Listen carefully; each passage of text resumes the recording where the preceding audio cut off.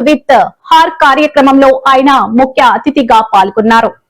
ఈ సందర్భంగా మహిళా సాధికారతపై సీఎం రేవంత్ మాట్లాడుతూ రాష్ట్ర అభివృద్ధిలో మహిళల పాత్ర ఎంతో కీలకమని, అయితే అందుకే తమ ప్రభుత్వం మహిళల ప్రతిభను గుర్తించి వారికి తగిన ప్రాధాన్యతనిస్తుందని తెలిపారు.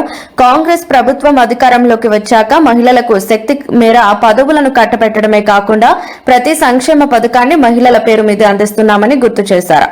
తెలంగాణను దేశంలోని అగ్రస్థానంలో నిలపడంలో మహిళల కృషి ఎంతో ఉందని సీఎం కొనియాడారు. మహిళల భద్రతకు తమ ప్రభుత్వం అత్యంత ప్రాధాన్యత ఇస్తుందని, వారికి అన్ని వేళలా అండగా ఉంటామని సందర్భంగా స్పష్టం చేశారు. ఆర్థిక సమస్యలు ఉన్నాయి.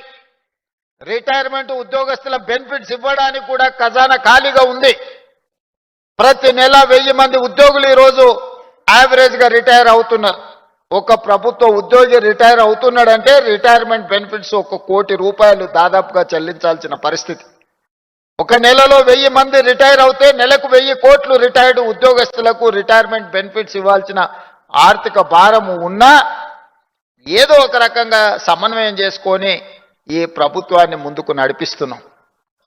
4 సార్లు ప్రకాష్ అన్న గెలిచిండు అని అంటే మీ బస్తీలలో మీతో ఉన్నాడు, మీ ఓడు కాబట్టే గెలిచారు. మీరు ఓట్లు వేస్తే గెలిచారు, పెద్ద పెద్ద అపార్ట్మెంట్లు ఉన్న వాళ్ళు ఓటేస్తే కాదు.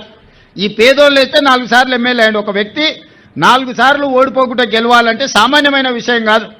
హైదరాబాద్ నగరంలో కూడా మూడు వైపులా రాత్రి మొత్తం వ్యాపారాలు జరిగేటట్టు హోటళ్ళు, వ్యాపారాలు, కూరగాయలు, పంటలు, ట్యాక్సీ అన్ని చేసి మొత్తం లైట్లు పెట్టి బ్రహ్మాండంగా పెట్టి నిరుద్యోగ యువకులకు ఉద్యోగ ఉపాధి అవకాశాలు కల్పించి శాంతి భద్రతలను పటిష్టంగా అమలు చేసి పొద్దుపూట కష్టం చేసుకున్న వాళ్ళు సాయంత్రం పోతే కూరగాయలు కొనుక్కోవాలనుకున్నా, బట్టలు కొనుక్కోవాలనుకున్నా, పిల్లల్ని తీసుకెళ్లి ఇంత హోటల్లో మనం ఇంత మంచి భోజనం పెట్టించి మొత్తం అట్లా నగరాన్ని చూపించి రావాలనుకున్నా ఈరోజు మొత్తం ఇదంతా అభివృద్ధి చేయాలనుకుంటున్నాం.